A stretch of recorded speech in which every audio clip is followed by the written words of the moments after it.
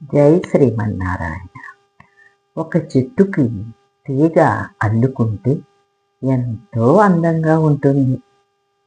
అలాగే భారతీయ సంప్రదాయంలో వివాహం అయ్యాక వరుడు అమ్మాయిని చిటికెన వేలితో పట్టుకొని తీసుకొని తన ఇంటికి ప్రేమగా వెళతాడు. జ్యోతిష్యంలో వరునికి అనుకూలమైన నక్షత్రాలను, అమ్మాయిల నక్షత్రాలను వివరిస్తుంది. దీనిని గుణమేళన చక్రం అంటారు. ఈ గుణమేళన చక్రంలో 18 నుంచి 36 వరకు ఉన్న గుణములు కలవారిని వివాహానికి యోగ్యతగా సూచిస్తుంది జ్యోతిష్యం. ఈ గుణమేళన చక్రంలో ఉత్తమమైన నక్షత్రాలు, మధ్యమమైన నక్షత్రాలు, వైరి నక్షత్రాలు ఉంటాయి. వీటిని తెలుసుకొని జ్యోతిష్యుని ద్వారా సంప్రదించి వివాహం చేస్తారు మన పెద్దలు.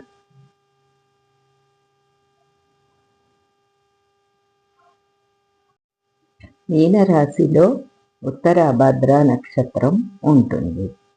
ఉత్తరాభద్ర వరునికి అనుకూలమైన అమ్మాయిల నక్షత్రాలను పరిశీలించుదాం.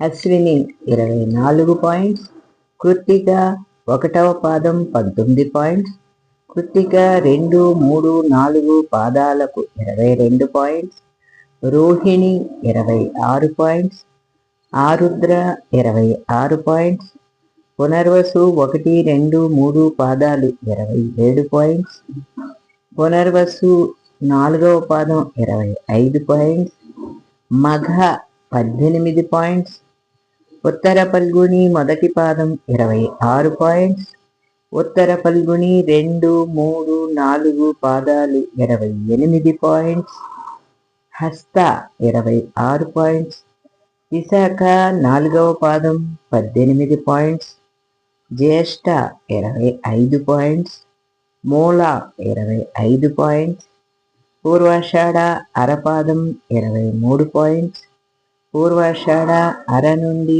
4వ పాదం వరకు 23 పాయింట్స్, ఉత్తరాషాఢ 1వ పాదం 32 పాయింట్స్, ఉత్తరాషాఢ 2, 3, 4 పాదాలకు 30 పాయింట్స్, శ్రవణం 1.5 పాదానికి 28 పాయింట్స్, శ్రవణం 1.5 నుండి 4వ పాదం వరకు 29 పాయింట్స్, పూర్వభద్ర 1, 2, 3 పాదాలకు 22 పాయింట్స్, పూర్వభద్ర 4వ పాదానికి 33 పాయింట్స్, ఉత్తరాభద్ర 28 పాయింట్స్.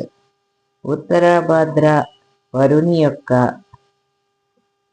పాదాన్ని విడిచి మిగిలిన 3 పాదాలు స్వీకరించవచ్చు. రేవతి 34 పాయింట్స్. ఉత్తరాభద్ర నక్షత్రానికి మధ్యమ నక్షత్రాలు లేవు. ఉత్తరాభద్ర నక్షత్రానికి వైరి నక్షత్రం పూర్వ పల్గుని. దీనిని స్వీకరించరాదు. సర్వే జనా సుఖినో భవంతు. సుశీలారాణి, రామానుజదాసి.